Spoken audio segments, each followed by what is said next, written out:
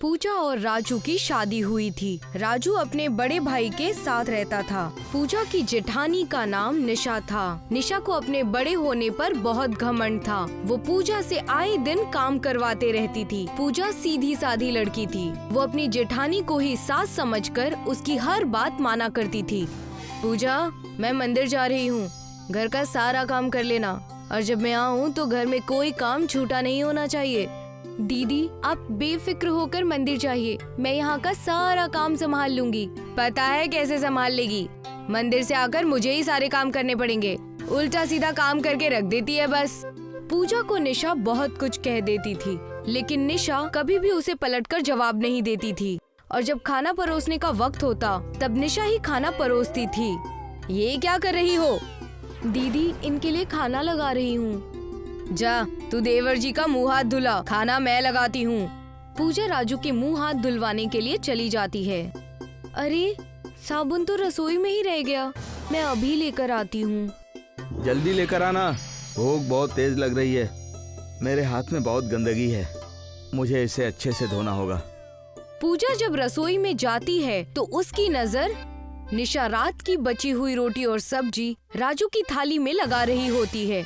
वो चाह कर भी कुछ नहीं कर पाती और साबुन लेकर वहाँ से चली जाती है। अरे क्या हुआ? तुम इतनी खोई खोई सी क्यों दिख रही हो? साबुन लेने गई थी तो वहाँ पर तुमने कुछ देख लिया क्या? कुछ नहीं, आप अंदर चलिए। पूजा राजू को अंदर ले जाती है। थोड़ी देर में निशा राजू के लिए खाना लेकर आती है। पूजा बेमन से उस थाली को पकड़ लेती है और राजू के सामने रख लेती है। जैसे ही राजू एक निवाला तोड़ता है तो पूजा उसके सामने से थाली हटा लेती है और राजू को सारी सच्चाई बताती है। मुझे तो अपने कानों पर यकीन ही नहीं हो रहा है कि भाभी मेरे साथ ऐसा कर सकती है। ये सब आपके काम न करने का नतीजा है। आप कोई काम नहीं करते हैं ना, इसलिए सब आपको इस घर में बोझ समझते हैं। आपको अपना कोई काम करना चाहिए। सच में पूजा, आजकल इंसान की अहमियत नहीं है, बस पैसों की अहमियत है। मैं आज से ही किसी काम की तलाश में निकलता हूँ। राजू काम की खोज में निकल जाता है पर उसे कोई काम नहीं मिलता। जब वो थक हार कर घर आता है तो पूजा उससे कहती है, एक बार आपने पिज्जा बनाया था तो वो बेहद लाजवाब था। क्यों ना आप पिज्जा बनाने की दुकान खोल लें? आजकल लोगों को पिज्जा बेहद पसंद है। आपका काम बहुत चलेगा। वो सब तो ठीक है, मगर मेरे पास तो पिज्जा बनाने की कोई मशीन नहीं है और वो बहुत महंगी आती है। मेरे पास इतने पैसे भी नहीं है कि मैं वो खरीद सकूं। मेरे मायके में एक पिज्जा बनाने की मशीन बेकार पड़ी है, क्यों ना मैं उसे ले आऊं और आप उससे काम करना शुरू कर दें। पूजा अपने घर से वो मशीन तो ले आती है, लेकिन राजू का बनाया हुआ पिज्जा मार्केट में इतना नहीं बिकता क्योंकि पिज्जा की और भी दुकानें होती हैं। वो परेशान होकर जब घर की ओर जा रहा था तब उसे किसी का एक्सीडेंट होता हुआ नजर आता है। अरे ये गाड़ी तो इस भेलपुरी वाले को उड़ा देगी, इतनी तेज रफ्तार से उसकी तरफ जा रही है। राजू उस गाड़ी से पहले पहुंचकर उस भेलपुरी वाले को बचा लेता है। तुमने मेरी जान बचाकर मेरे ऊपर बहुत बड़ा एहसान किया है। अगर तुम्हें कुछ हो जाता तो? वैसे भी मेरे परिवार को कौन सा मेरी जान की पड़ी है। अगर कुछ हो भी जाता ना तो इससे कोई फर्क नहीं पड़ता। तुम इतने परेशान क्यों हो? तुम्हारे चेहरे पर तो बहुत मायूसी छाई है। रवि के बार बार पूछने पर रवि सारी कहानी बता देता है और रवि उसे एक पोटली देता है। ये क्या है? मेरे पास कुछ और तो नहीं है। मैं भी तुम्हारी तरह ही एक आम इंसान हूँ, मगर तुम ये भेलपुरी ले जाओ और अपने पिज्जा पर डाल देना। पिज्जा में भेलपुरी कौन डालता है भला? जैसा कह रहा हूँ वैसा करके देखना। राजू वो पोटली ले जाता है और अगले दिन भेलपुरी को पिज्जा के ऊपर डाल देता है। पिज्जा की खुशबू इतनी अच्छी होती है कि दुकान पर बहुत से लोग आने लगते हैं और सब उससे भेलपुरी वाले पिज्जा की डिमांड करते हैं। आज तक हमने बहुत तरह के पिज्जा खाए थे, मगर ये भेलपुरी वाला पिज्जा तो हम पहली बार खा रहे हैं। इस भेलपुरी वाले पिज्जा की तो बात ही अलग है। इसके आगे तो बाकी के पिज्जा फेल। और मेरे लिए 3 पिज्जा पैक कर देना।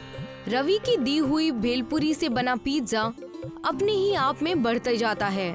उसने एक पिज्जा पर भेलपुरी लगाई थी, उसी से अनेक पिज्जा बनते जा रहे थे। ये तो सचमुच एक करिश्माई भेलपूरी पिज्जा है। मैं तो मजाक समझ रहा था कि रवि ने मुझे भला क्या दे दिया।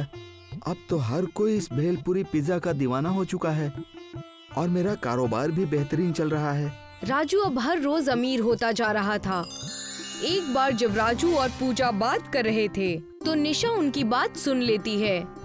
पूजा, अगर तुम सही वक्त पर मुझे काम करने के लिए नहीं भेजती और वो करिश्माई भेलपूरी मुझे नहीं मिलती तो आज हम यहाँ पर नहीं होते। हर औरत की यही इच्छा होती है कि उसका शौहर अपने पैरों पर खड़ा हो, किसी के आगे हाथ ना फैलाए। तो मैंने भी यही किया। अच्छा, तो ये बात है, इनके पास जादुई भेलपूरी पिज्जा है जिसकी वजह से ये इतना अमीर होते जा रहा है। मुझे वो भेलपूरी चुरानी होगी। मैं इन्हें अमीर होते हुए नहीं देख सकती।